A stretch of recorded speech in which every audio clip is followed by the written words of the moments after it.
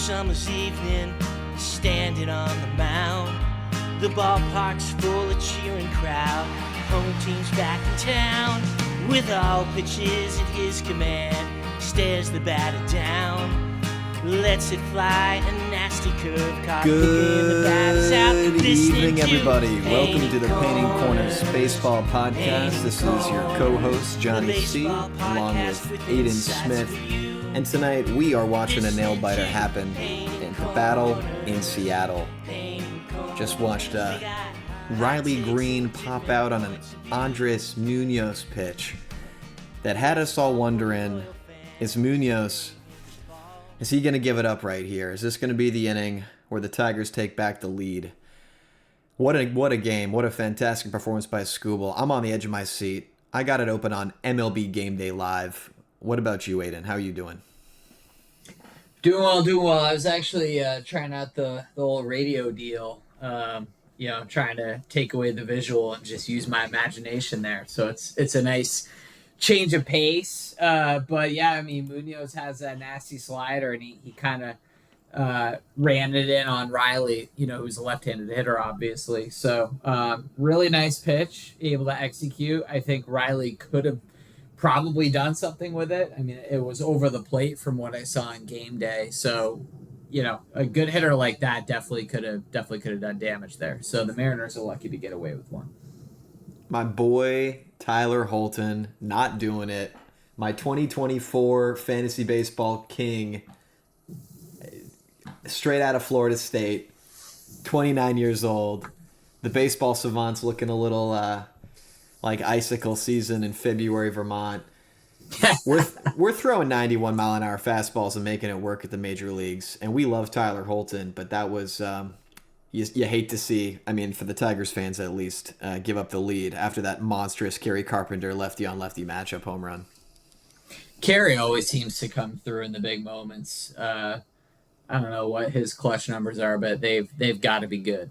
I feel like whenever Detroit needs a big hit, he's one of those guys, like Luis Ariz has always been one of those guys throughout the regular season, maybe even more so than the playoffs. But whenever it's, tie game, you got guys in second and third. He's just one of those guys who always seems to come through. So to me, Carey is the guy on that Detroit team who always hits the big hit. But yeah, the Tigers bullpen isn't what it was last year, right? I mean, Tommy Canley hasn't really had a great year. Will Vest has been pretty reliable, but yeah, a guy like Tyler Holton was much better last year. So they don't have quite the bite that they did, even though Kyle Finnegan's been pretty good since they got him.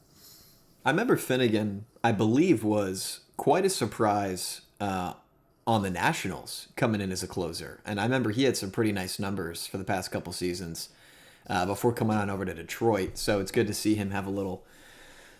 Sure. Bit of a renaissance, somewhat of a shakeup into the AL.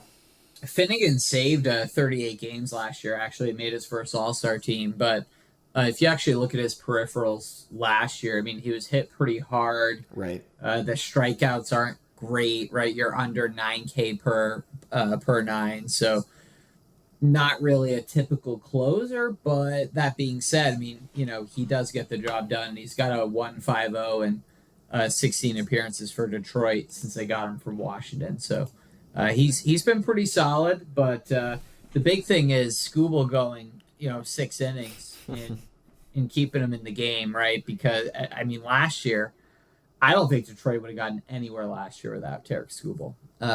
They had Reese Olson instead of Casey Mize as their number 2, but man, they could have used Jack Flaherty. So I think Detroit kind of wizened up by not trading away quite so many pieces this year. But I mean, last year they ended up finding themselves here in the same series, and they were kind of missing that third starter. I don't know if you remember Flaherty getting traded to the Dodgers and then back again. Yeah, it was a fantastic move, almost like some 5D chess by the Detroit front office, if you think about it. I mean, it was in the sense that, yeah, they got him back, and they got a little bit of a return, but I mean, they could have used him against Cleveland. 100%. Arguably, Flaherty might have been even better last year. I just know that this year there's been so many games where it's like he's just getting knocked around.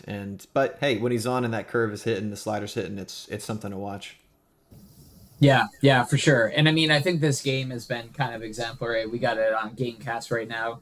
Big dumpers actually hitting the bottom of the eighth, but the Mariners' struggles in this game have been, a good microcosm example of what's been happening this year for them, right? They're boom or bust. When things are good, they're great. But, today, as an example, no home runs. You only got 2 runs in the eighth inning. The bullpen's been good today, but game 4, not so much, right? Gabe Spear, you had Bastardo, really none of the guys had their stuff, and you just saw the Mariners just fall apart. And I think was it Javi Baez who hit like a 3-run homer or something like that in game 4, and you just felt the Mariners' soul just being, just grim reaper right out of their chest. All right, so as is mentioned by our lovely orchestral performance by the one and only Ned Clement O'Brien, alluding to the hot takes that come in. Johnny Hotcakes here. Let me tell you something. Johnny Hotcakes. As the resident AL West fan of the not Mariners, the team we will not mention that has not made the playoffs, I've got to say, here's my alternative take. Whenever the Mariners come to the plate, I'm shaking in my boots if I'm cheering against them. And I think that their struggles tonight may be a microcosm of past hitting struggles reminiscent for Mariners fans that have seen this before. But for people that are just tuning in and that have been watching this Mariners team play and struggle the past few years, in the AL West to try and claw the big bad wolf. Sure. When these guys come back up, I'm shaking in my boots.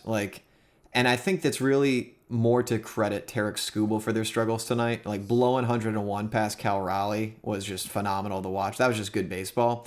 But I really feel, especially with the acquisitions of Suarez and, Eugenio, the reunion there, and Randy last year coming over, there is a formidable lineup, but also you have the surprise, the diamond in the rough of Polanco's career resurgence, where I feel like when they roll that lineup around, I'm watching with bated breath if I'm rooting against the M's. I agree, and I mean with Polanco hitting 2 homers off Skubal, and that'll do it. Was that game 1? Yeah. So I mean, he's been fantastic, and I mean 7.75 million over 1 year, coming off a major knee surgery. Didn't look like he was going to play any defense, and you had a lot of people saying, WTF, what are we doing here? Bringing back a guy who hit like a sack of crap all year, and he may as well keep his glove in his locker, right? And the whole thing is, you can let Jorge stand at third or stand at second, right? But he's only going to get balls that are hit right at him, and the defense has been like a little bit better than that, but really where the resurgence has been offensively. And I don't know if you recall this, but I mean, he really only DH'd for the first few months of the season. Now they got him in the field, but it was nice how they eased him into the transition. I think that plays a role in why he's healthy right now. What's the white part of the eye? You got the color, you got the iris. What's the white part? We just call that the eyeball. Because the Mariners have got some real interesting eyeball to eye color ratio players. The Polanco and Julio 10,000 yard stare, God, it kind of skeeves you out. It's pretty intense. I'm not really the pronunciation guy, but it looks like it's the Schlera. Yeah, is that a silent S? I don't know. We love, by the way, this podcast loves a couple people in baseball. Shout out Joey Lopervito, but resident podcast favorite. But also, I feel like last time we were talking about Jorge Polanco and mentioning how other teams were interested in him in the offseason. The Astros, Dana Brown was really going after Jorge as an alternative bat. And I think last ep I was talking down how we didn't want him. And, this speaks to his credit. It's not a fluke. It's not a flash in the pan. This guy, he hit 2 bombs off Skubal in that foul ball tonight. You saw that? That was, oh my goodness gracious. Skubal saw that. His reaction said it all. So I think whatever Polanco's doing, whatever Big Dumper's doing, there is something brewing in Seattle. And it's worth watching. This game is fantastic. It's really some good baseball for their fans. You know what I really saw was Cole Keith get thrown out by that absolutely perfect dime. That was a rope from Cal Raleigh. JP This had the whole glove game, right where it was dude. supposed to be, right? This whole game has been A plus baseball, and yeah, JP catching it there. I mean, even the broadcast was talking about how that was a bang bang, um, not a bang bang play in terms of timing as much, but just JP playing a real role and Cal Raleigh showing off that platinum glove, really platinum arm. Yeah, I So mean, honestly, I kind of want to see Cal play shotgun formation and just start, do an outpost and just seeing who he can hit. Right? Let's get prime Randy Moss out there with Cal under center and see how he does. now, just for our fans out there and people tuning in right now, for context, it is October 10th, and we are watching this Mariners game live. Andres Munoz, 15 pitches, 16 pitches deep, throwing to Spencer Torkelson right now. We are looking at the top of the ninth inning, and the Mariners' heart just struck out. So Cal and Julio just got struck out by Will Vest to close out the eighth. So we don't know what's going to happen. And Not great. meanwhile, while we're taking a pause there for this game to pick up more action, see what happens, let's take a dip on over to the National League. Brewers and Cubs, what's going on? I mean, close series. Matt Boyd stepped up big in Game 4. I think a lot of people thought that the Cubs were going to run out of pitching, but it just hasn't happened, right? They've had their backs up against the wall, and they haven't gone away. Who is your biggest surprise Cubs player? Ooh. Position player, pitcher, or it doesn't matter? We're going to have to rule out pitching just right because it's like that's your moment, that's your day, that's your spot, that's your part of the order to take care of. Let's stick with position player. I think with playoffs, that's really where we see a lot of spark happen, more of the magic occur. So, okay, so yeah, let's start with position player, and then I'll give you a pitcher too. But for position player this year, I mean, I'd probably have to go with PCA, but he's not the same guy he was in the first half. What about this postseason, though? I mean, I guess I would say the unit as a whole, I'd probably have to say Michael Bush. Well, even Nico Horner. Right? I mean, Nico's a contact guy, but I mean, I have the Cubs numbers right in front of me. Nico's hitting 429 in 7 games in the playoffs so far. Fantastic. It's hard not to be impressed with that, especially when you're talking about a premium defender. He doesn't really make a lot of mistakes, whether it be base running. There's not a lot of swing and miss.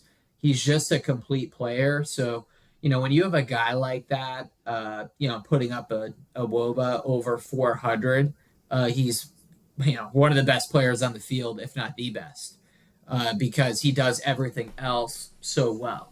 Right, you could honestly probably stick him at short, and I think he'd be fine. Dansby, of course, is holding it down for Chicago there, and he's a Gold Glove defender himself. But yeah, I'd probably go Nico. How about yourself? Yeah, and just for podcast folks tuning in,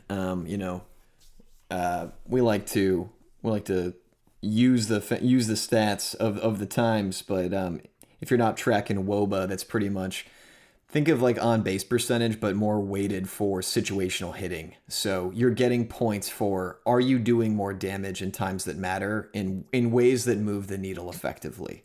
So there's lots of fancy math behind it, but I think that speaks a lot, right? When we're bringing up Nico Horner's WOBA, we're saying this guy, he's not making mistakes on defense, which is not accounted for in WOBA.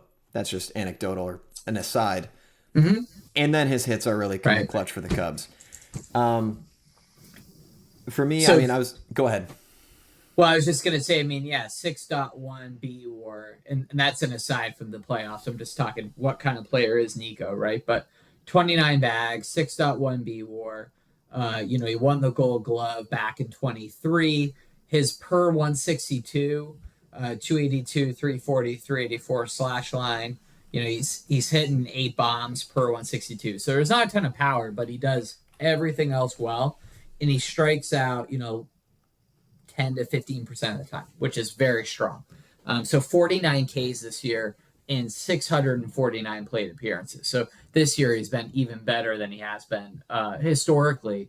But we also do have an announcement that the Mariners were able to get out of the top of the ninth unscathed.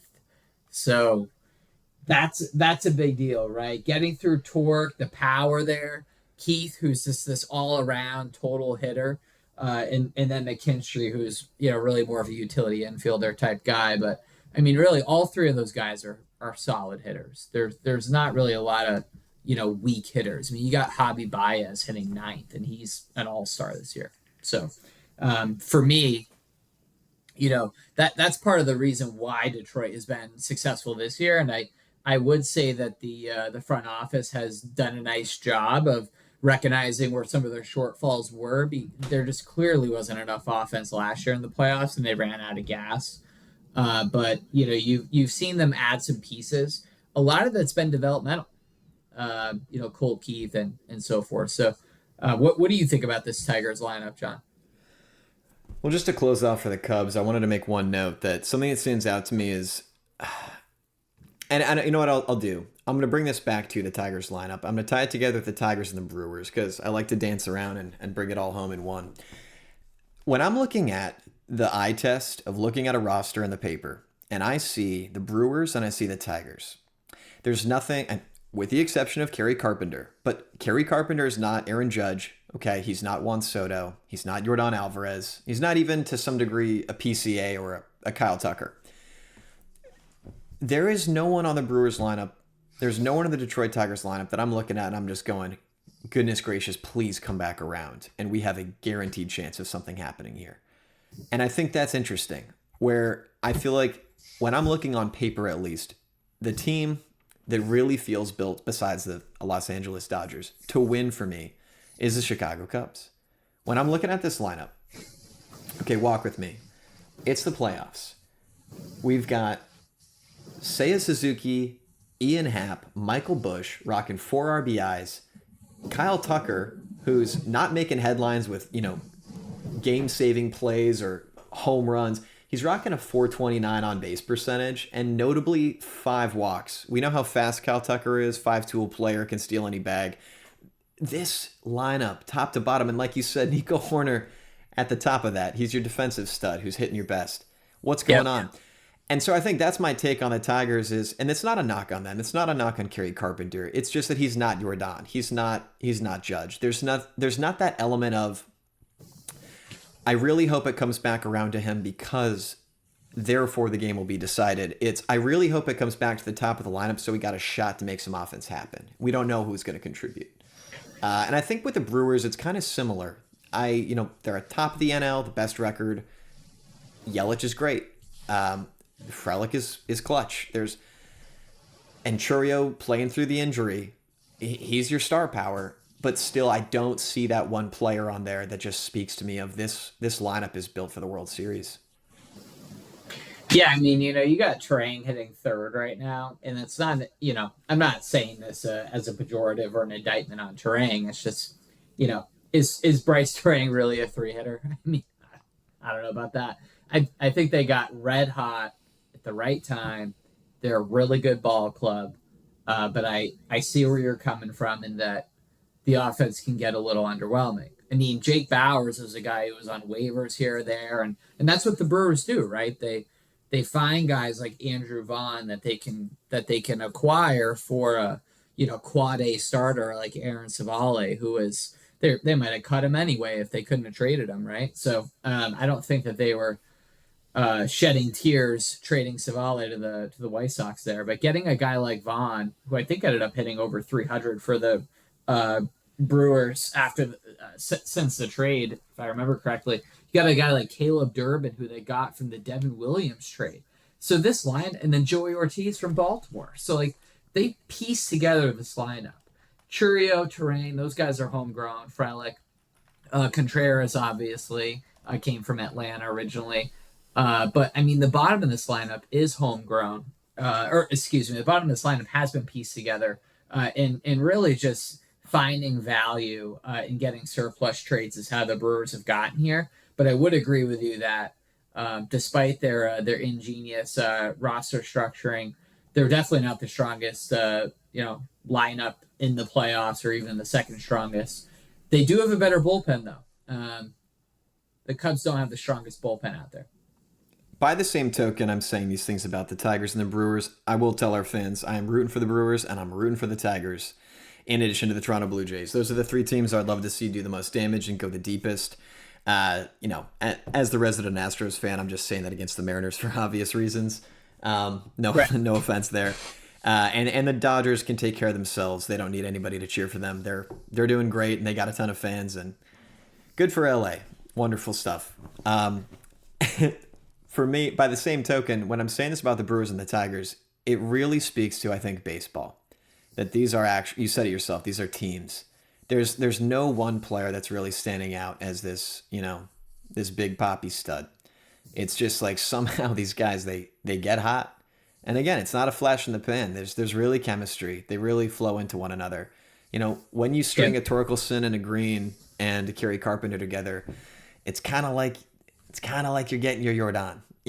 I'm not saying they equal that in terms of stats, but they make it work, and it's really fun to watch. It allows for guys like AJ Hinch to start playing chess in unique little ways, where it's a real team effort. You're platooning batters, you're playing the matchups perfectly, and that's part of the dance of playoff baseball. It is. I mean, one thing you got to give Detroit is, they've only hit 5 homers and 271 plate appearances in the playoffs, and they're hitting 218. So, the offense hasn't been great, but they found a way to win games, and that's what it's all about. The Brewers, for example, actually are tied with the Dodgers with a 108 WRC plus, so they're one of the top offenses in the league, but it hasn't really felt like it, and I think some of that is kind of garbage time where they've had a game where they're up 4 or 5 runs and they just kind of keep piling on. That's just been my eye test experience. But the Phillies had a really solid team, and Kyle Schwarber said it felt something like from the bottom of my heart. I felt like this was the team, and I get it. I think it did feel that way. Where my feelings started to change on the Phillies is the blood clot. Problems for Zach Wheeler. And I hope that he's okay on a personal level. I mean, obviously the pitching is not the most important thing, but from an organizational standpoint, going on a playoff run, missing I guess you could say number 2 starter because Christopher Sanchez has really kind of run away with it. He had a 2.5 this year over, 30 something starts. So, but Wheeler's got the postseason experience. He's got the pedigree. Losing him was a big loss. Having to open with Aaron Nola there, and then you got Ranger Suarez coming out of the bullpen, and the ball just wasn't coming out of Ranger's hand as well as it was in the first half. I could feel them missing Wheeler. That's exactly right. And the bullpen's not great. That's exactly right. I got a lot of close friends that are pretty hardcore Phillies fans, and I think for casual Phillies fans, let's just say other baseball fans, other team fans, yeah, you might come in and be like, "Why is Aaron Nola not getting you excited as the leadoff starter?" And I think it speaks a lot to this season. It was a real fall off from the 3.57 to 24. He's rocking a 6.01, and it's something's different. Do you know what really happened there? Do you have any dirt on that? What was going on with our boy Aaron Nola straight out of Louisiana? Well, I don't know what was going on with him when he was coming out of Louisiana, but yeah, I would say that a good amount of it is batted ball things and peripheral stuff. I mean, he has a 4.24 xERA this year, so yeah, he's probably not a number 3, number 2 starter anymore. I think most people wouldn't really contend with that, but is he a 6 ERA guy? I don't think so. I mean, it's also only over 95 innings. The 1.35 whip isn't great, but again, that's more like a middle of the road starter than it is a guy getting his back blown out with a 6-7 ERA, right? So 33.5 chase rate, that's really strong. That's 93rd percentile. Oh my goodness, this is just in. Okay, so update on the Mariners and Tigers game. Will Vest goes a full 2 innings, takes out the heart of the order, strikes out Leo Rivas. I think he pinch hit to get the third out at the bottom of the ninth inning. At the top of the 10th, Logan Gilbert comes in to replace Andres Munoz. So yeah, top of the 10th, Logan Gilbert is now in the Mariners' number one starter. Munoz is out. Will Vest filled in admirably out of the bullpen for Detroit. He ended up finishing with 4 Ks over 2 innings, only gave up the 1 hit. Rivas was set down, although we can't forget that he did have the tying hit there that has brought this game into extras back in the bottom of the 7th. So big hit by Rivas. It's a lot of times it's not the guys that you expect, who end up coming through. So that's the beauty top of the 10th baseball. inning. That's right. Beauty of playoff baseball right there. Tigers are an interesting spot now. They got Dingler and Meadows and Baez. Yeah, Dylan Dingler's probably looking at a Gold Glove this year. He's been fantastic. He's probably the only American League catcher who's been better than Cal from behind the plate. And, obviously he's not doing the things offensively that Cal's doing. Nobody is, particularly no catcher. But he's been terrific. He's got 10 runs for blocks above average, 4 for caught stealing above average, 7 for framing. So he's 95th percentile for blocking according to Baseball Savant. So that's incredible. He's been fantastic this year, and he hit 278. It's hard to find a catcher who's going to hit 278 in a league that's hitting barely over 240. So is this 2 days of rest for Logan? Yes, I believe so. Gotcha. Yep. We know what happens when the Mariners bring in starting pitchers late into a game in the playoffs. Yeah, the thing is, right? You're rolling the dice. Anything you do, you really are. That's right. That's right. Yeah, what? I like that about these managers. Dan Wilson and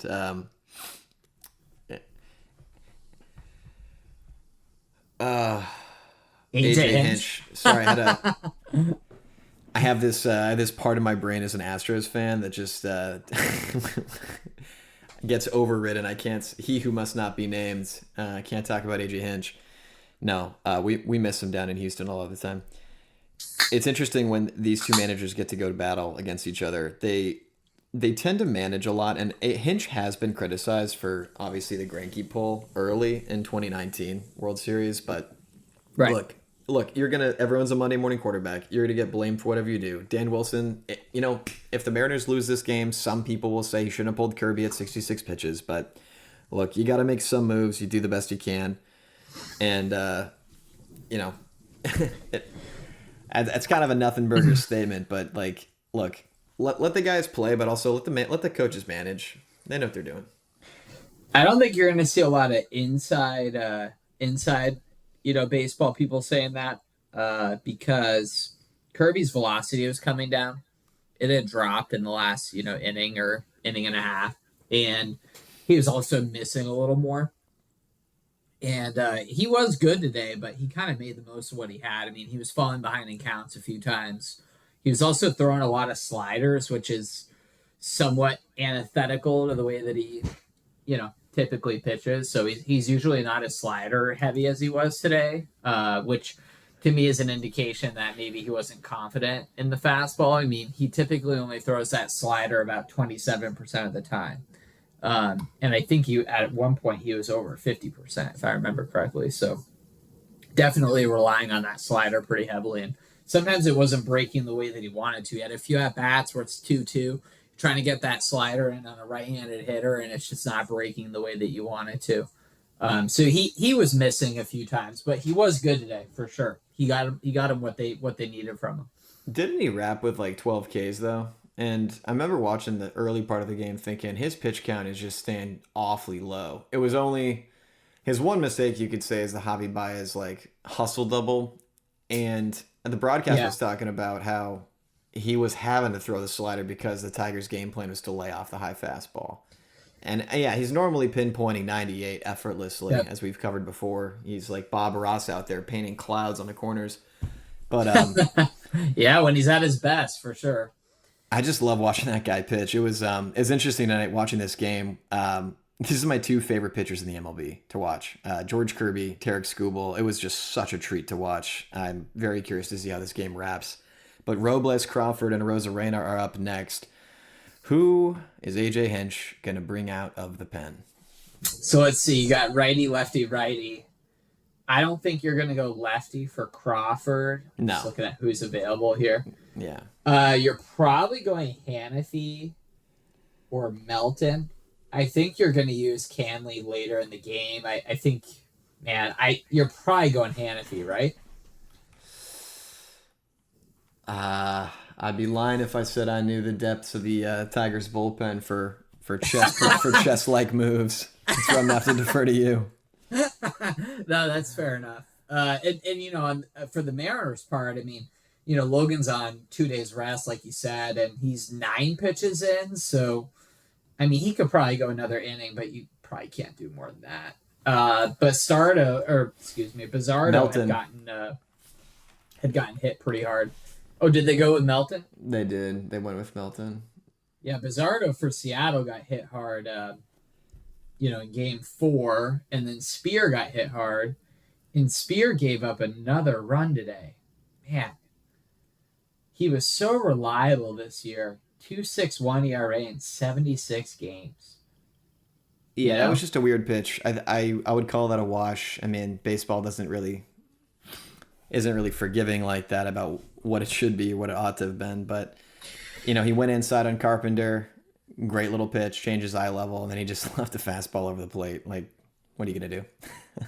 I mean, yeah, the interesting thing is, I mean, it's the right matchup. I mean, I think Carpenter had, like a 638 OPS versus lefties, just off the top of my head, something like that, this year. So, I mean, you're not really expecting him to just like hit a bomb off a guy of like a premium left-handed reliever. And that's exactly the point. I wonder, this is my thought, is psychologically, do you think that the lefty-lefty matchup for the defense has this like negative impact where you become overly confident in your matchup in the numbers? So you think, okay, they're going to see the ball less. I can get away with being a little cavalier with my fastball location. Maybe we should ask Robbie Ray how he feels about That's exactly what I was going to bring up, because Robbie Ray is a perfect. I'm serious, perfect example. He goes up. Jordan Right. just demolished Robbie's life, dude.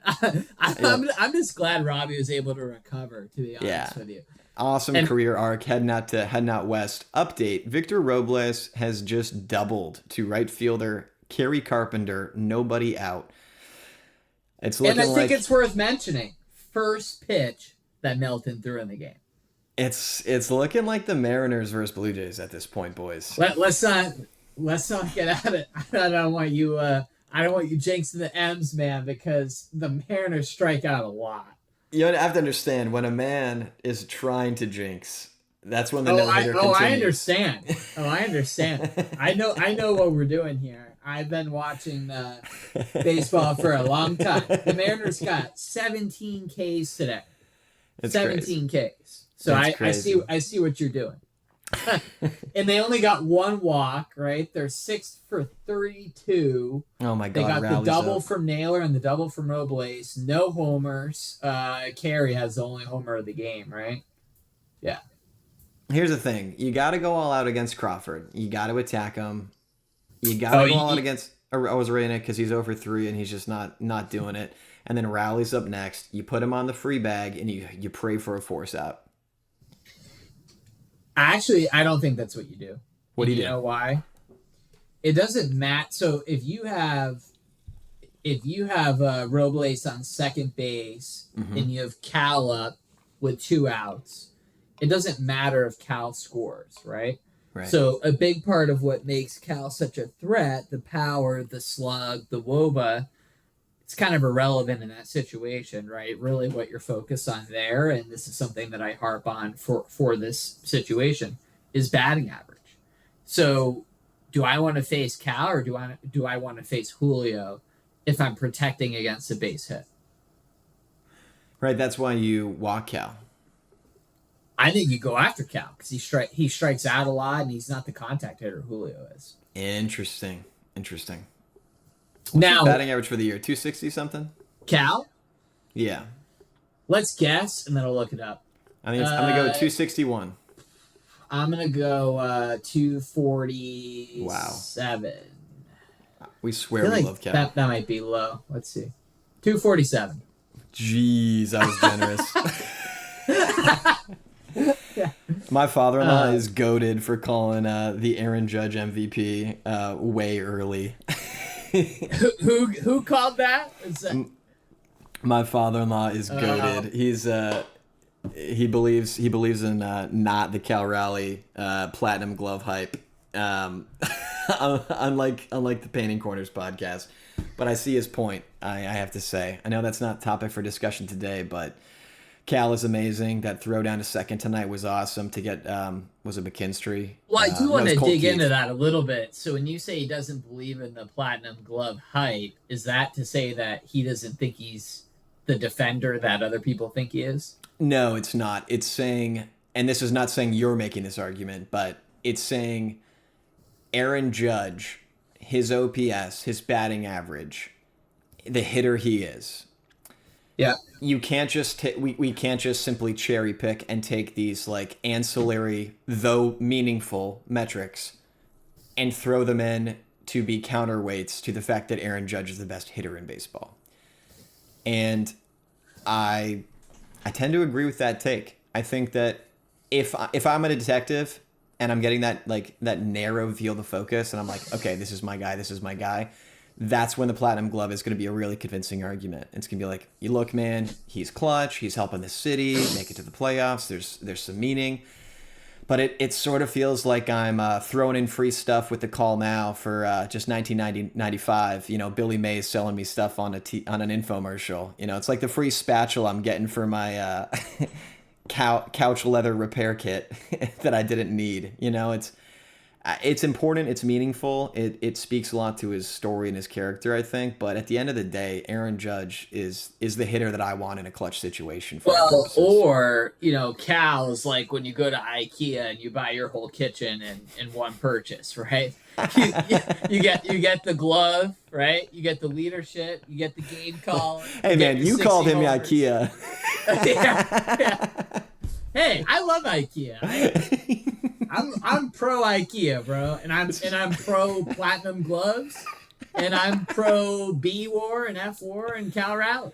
Yeah, man. I mean, I'm actually usually pro B War, but with catchers, you got to go F War because of the pitch framing and some of these other things that Baseball Reference doesn't really care much about or measure, for that matter. But you know, the big thing that I would have to say about the MVP situation is you got to remember that Judge played, I think, under 100 games in right field this year. So he was hurt for, 6 weeks or something? Didn't play at all. And then he was... oh, they did it. They did it. Wow. They put I called it, baby. You did. Well, you said what you think they should have done. But yeah, you're right. They did do it. I don't know. I mean, I guess... You know what this is? I think because Julio's a 267 hitter this year. 20 points higher. If Julio does it, if Julio hits the classic Julio, like, bloop line drive single dumped into center field, are they going to rush the field? They're going to rush the field. Yeah. Oh, yeah. It's Seattle. Yeah. Public unrest is a thing there. It's a virtue, right? I mean, it's been over 2 decades, man. They're going to do it. Dude, oh my God. Okay, swinging strike, 98-2, right in Julio's wheelhouse. Yikes. I think you're ahead. How are you ahead of me on Gamecast? It's that Lafayette internet, baby. We don't miss. We go. Okay, Lafayette. To wrap the point. Somehow it just fires right through the bayous, dude. It's just so lightning quick. He got him out. Did he? I'm not going to lie to our listeners. We're having a sit here as we watch an MLB Gamecast with bated breath. I really cannot wait to see how this thing wraps. I kind of want to watch it on the television. Should we cut it here? Yeah, we can wrap here. The one thing that I do want to comment on for the MVP thing, just to wrap that up, is switch hitter breaking records, catcher breaking records. Calling a game, there's a lot more to it than non-inside people think. And, for him to have, arguably the best season ever by a catcher, I think you can make a good argument for that and still not win an MVP. It's kind of ridiculous, right?